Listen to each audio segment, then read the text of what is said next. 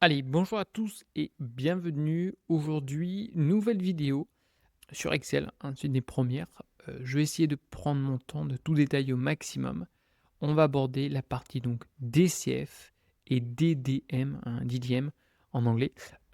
Ça va être la partie donc flux, la projection de flux. DCF, c'est les flux de trésorerie, hein, et la partie DDM, c'est la partie dividende. L'objectif, c'est de savoir le prix futur de Realty.com, la projection des dividendes et le CAGR qu'on va avoir, c'est-à-dire le taux de croissance annualisé qu'on va avoir sur les prochaines années avec différents scénarios. Alors, est-ce que c'est indispensable? La réponse est non, hein. Vous avez des logiciels, comme par exemple Phasegraph qui le font, mais c'est coûteux et on s'arrête généralement sur 1 ou 2 ans au maximum.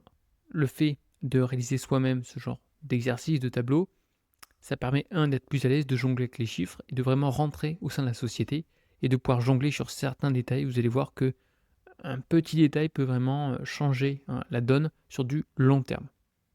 Donc encore une fois, c'est un tableau que je mettrai évidemment sur Patreon. Donc n'hésitez pas à rejoindre Bourse 123. Je mettrai évidemment donc ce fichier sur Patreon. Il y a pas mal de choses, hein, la partie collection, vous avez des docs, la partie promoteur, vous avez des vidéos, vous avez des analyses détaillées sur différentes REITs, voilà. Donc je mettrai, ce fichier en question sur Patreon. Alors, je vais vous expliquer. Première page, la partie résumé, on va dire, c'est un petit dashboard très simple à comprendre. Donc on a Realty.com, je marque le nom de la société, avec une analyse financière complète de 2015 à 2024, plus une projection, on va voir, sur les 10 prochaines années.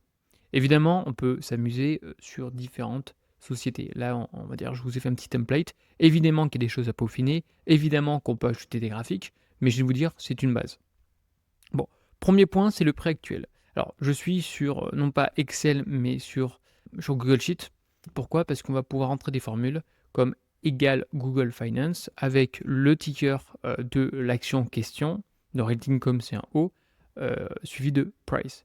Et donc ça va nous donner, le prix de l'action, on va dire quasiment en instantané. Il y a toujours quelques minutes, voire des fois des jours à quelques bugs, mais dans l'absolu, ça nous permet en fait de suivre le cours de l'action qui évolue. Donc on est beaucoup plus précis.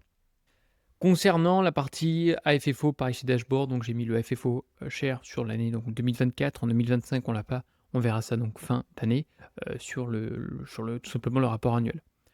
Donc dividende 2024, pareil 3,13. On a un rendement sur la partie AFFO, c'est-à-dire le prix d'action, hein, c'est-à-dire l'AFFO par share divisé par le prix d'action.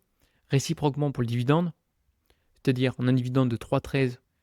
J'achète une action à 57,86 dollars et j'ai un dividende de 3,13, ce qui me fait un rendement de 5,41. Et on a un ratio dividende par rapport au AFFO par share, par rapport au revenu, de 74,7.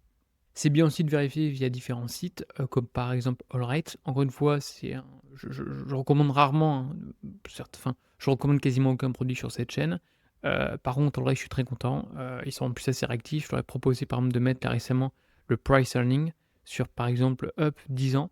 Et ça nous permet de savoir la valorisation de Realty Income au cours du temps. Combien on payé ça par exemple? On payait ça combien en 2010? Voilà, le 1er mai en 2010, on payait ça 11,7 fois. Bon, ceci étant, tout ça pour vérifier, donc on a 5,60 encore une fois, de rendement. On regarde le prix, on est à 57,88. 57,89, bon rendement 5,41. Pourquoi du comment? C'est parce qu'on va avoir des FFO qui sont différents. Ils ont dû prendre les derniers FFO sur le quarter de 2025. Moi, je préfère faire chaque fois annuel. C'est un petit peu moins précis, je viens de vous dire. Mais voilà, je ne vais pas prendre à chaque fois le dernier quarter, sinon ça demande trop de modifications. Et les FFO, moi j'ai pris 4,19, comme mentionné ici, 4,19, fin 2024. Allrace ne fait pas du tout de projection, hein, peut-être dans l'avenir, mais en tout cas, ils n'en font pas, du moins pour l'instant.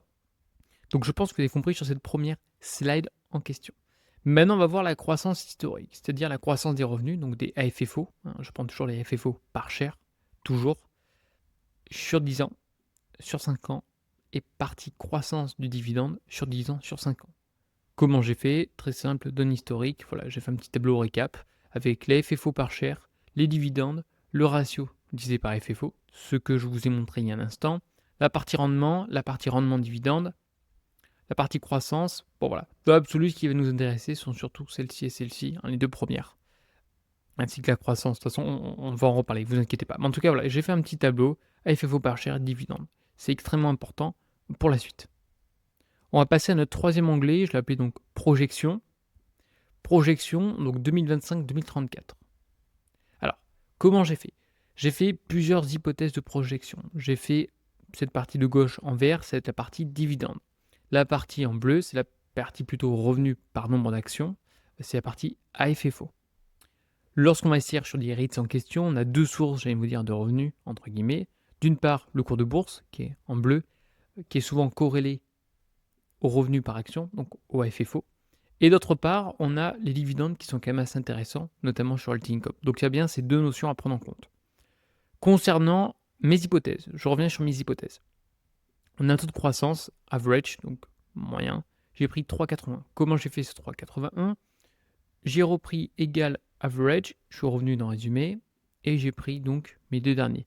4% plus 3,62, et j'ai fait en fait la fonction average, donc la moyenne, on est à 3,81. J'ai fait la même chose, je repris donc B4, c'est celle-ci, et j'ai fait un abattement de moins 20%. Pour moi, c'est conservateur.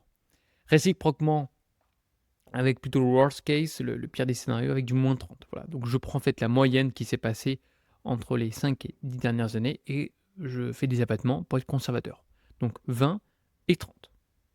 Maintenant, je vais faire ma projection de dividendes. Pareil, le scénario average, donc ma moyenne, mon scénario conservateur, que j'ai fait juste ici, et le scénario worst avec le moins 30%.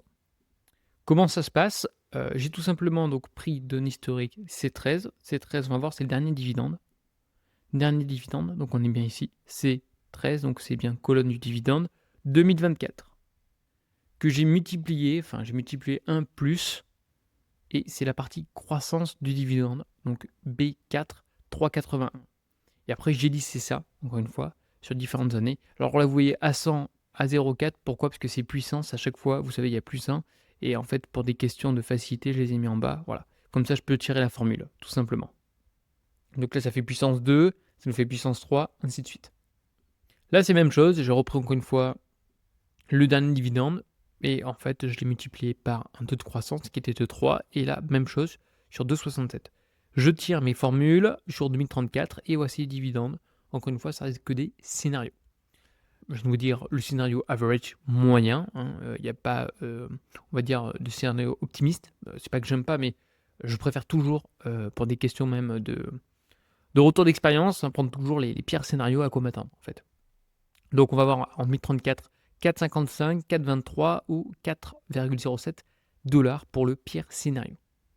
J'ai fait la même chose concernant les FFO, concernant les revenus. Ok, j'ai fait encore une fois resume E7, E8, 7, E8, moyenne, et j'obtiens ce pourcentage-là. J'ai fait deux abattements, 20% et 30%, et puis après j'ai tiré mes formules par rapport au dernier AFFO. Données historiques, techniquement je vais juste apprendre le dernier, 4,19, donc on est bien en B13 plus 1 fois G24, G4 autant pour moi, G4, 5,31. Je tire mes formules, encore une fois sur les différentes années, et j'applique ça sur les différents scénarios. Encore une fois, ça reste mes scénarios en question. Vous pouvez toujours le modifier.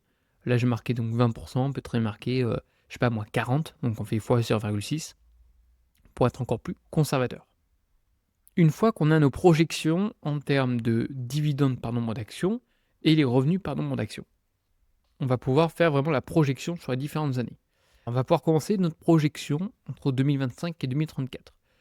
Les trois autres onglets sont vraiment de la préparation. C'est hyper important d'être rigoureux sur ce point-là pour pouvoir faire par la suite une projection qui soit cohérente. Encore une fois, tout est modifiable. 1. Hypothèse de projection, c'est les multiples. Le price à FFO. C'est ce que je vous ai montré là justement sur AllRights, c'est-à-dire le multiple, combien de fois on va payer Realty Income. C'est ce qu'on a également sur FastGraph, à chaque fois je vous montre. Par exemple aujourd'hui, on paye le multiple 13,57 fois. En bleu, c'est la moyenne. En général, on paye ça 17,21 fois. Le titre, c'est le normal, price à FFO. C'est voilà, c'est le PE, je viens de vous dire, d'une action connue. Voilà, le PE de Google, je ne sais pas, je prends un exemple, est de 30. On a un PER, un pricing ratio, de 30. Là, c'est pareil, mais on est sur du price à FFO.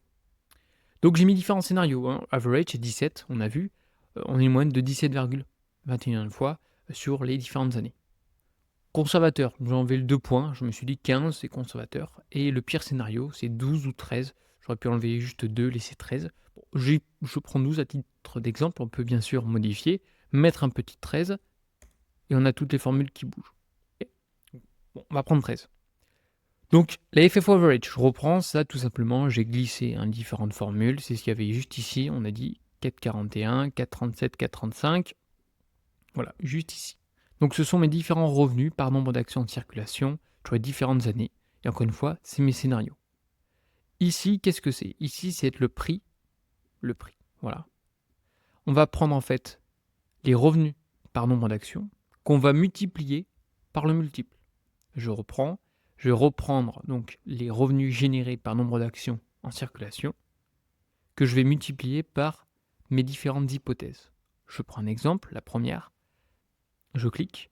Donc c'est mon prix AFFO. Donc, pourquoi? Parce que c'est mon 4,41. Comment je retrouve mon 4,41? Je reviens. 4,41, je clique. C'est mes données historiques, c'est-à-dire c'est mon dernier revenu par share qu'on a vu en 2024. Celui-ci, 4,19, fois 1 plus ma croissance de revenu. Et en fait, je fais ce revenu, ok, multiplié par un price FFO, qui est de 17, c'est la moyenne, on a vu, de Realty Income. Et donc, ça me donne en fait le prix de Realty Income en 2025. Mais attention, seulement le prix. On ne parle pas du dividende. Le dividende, c'est une composante en plus. C'est le choix de cette foncière, c'est son régime, les REITs, de verser un dividende. Donc après, je lisse, je fais la même chose, parce qu'évidemment, on a des price FFO qui augmentent. Donc, logiquement, on a un prix qui augmente. Donc, sur ce scénario-là, en 2034, on aurait un prix aux alentours de 120. Je rappelle, au moment où je tourne la vidéo, on est à 57. Donc ça nous donne une projection, un gain qui est de 200% avec ce scénario-là. Après, il ne faut pas oublier que ça reste que des projections et qu'en aucun cas mes propos sont des conseils en investissement. Ce qui peut se passer, c'est qu'en 2029, on peut très bien avoir une crise et perdre moins 60%. Voilà. Donc ça nous fait un taux de croissance annualisé de 8,41, seulement du cours de bourse et non du dividende. Le dividende, ça s'ajoute. On a ça en plus. J'ai fait la même chose avec la partie AFFO conservateur avec un PE de 15. Ça nous fait 66. Ça nous fait, à la fin, au 2034, un gain de 164% juste vis-à-vis du cours de bourse. Même chose avec le worst case. Donc on a pris 12. Je clique. Ça nous fait bien notre FFO worst, donc 4,35, multiplié par un multiple, donc qui est de 12. Je regarde, ça fait 125. Tout à l'heure, j'ai essayé 13, 135, 125.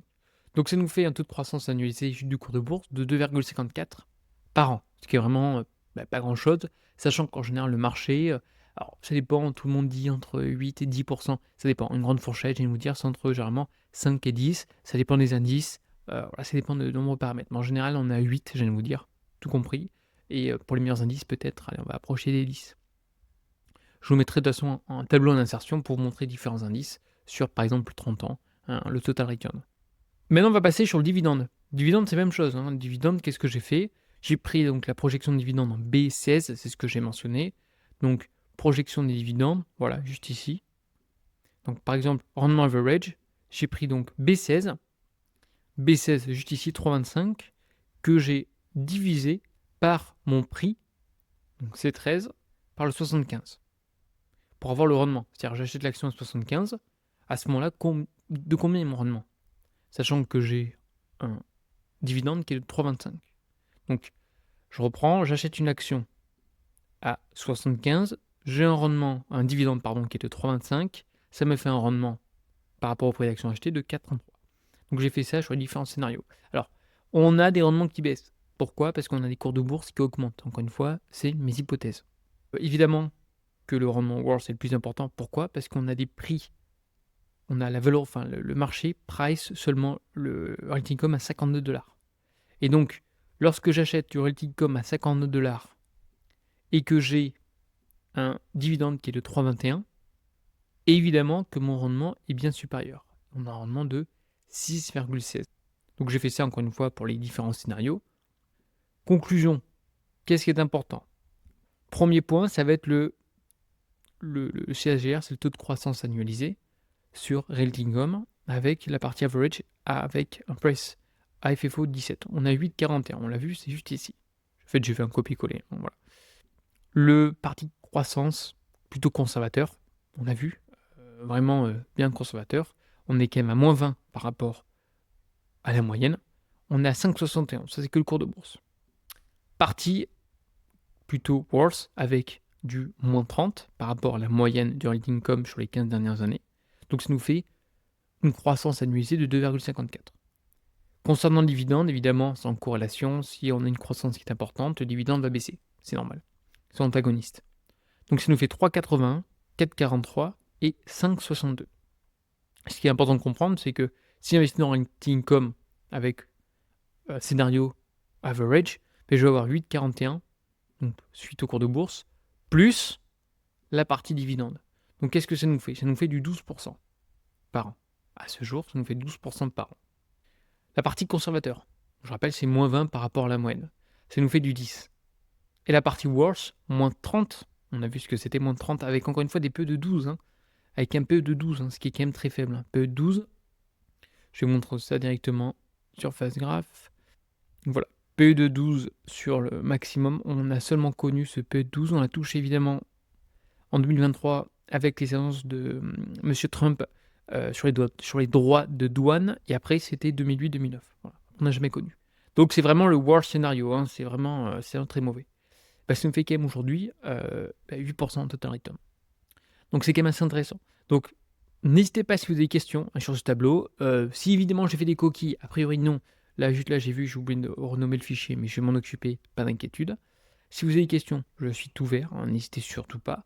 Si vous avez des remarques ou si vous avez des idées d'amélioration, encore une fois, n'hésitez pas. C'était sur Altincom. Je pense que je vais le faire sur d'autres sociétés au sein de mon portefeuille.